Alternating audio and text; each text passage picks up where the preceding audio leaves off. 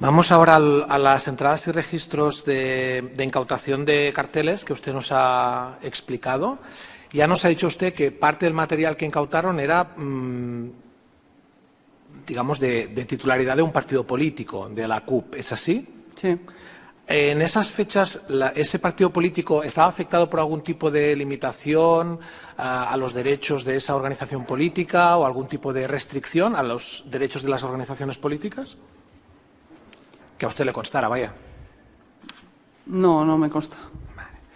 Cuando ustedes entraron a este lugar donde se encontraban los carteles, ¿ustedes sabían lo que iban a encontrar dentro?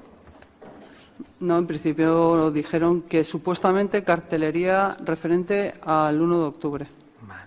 Entonces ustedes cuando entran dentro van mirando los carteles que hay y van interpretando los que tienen relación o no tienen relación con el 1 de octubre. ¿Es así? Sí.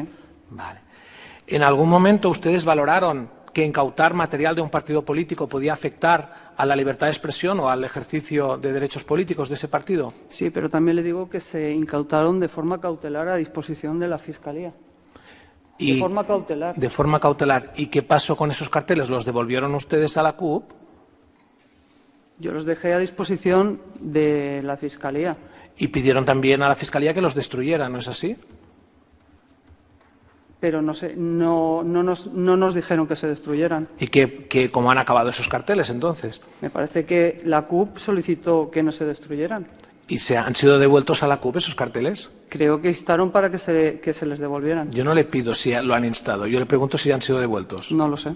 Gracias, no hay más preguntas.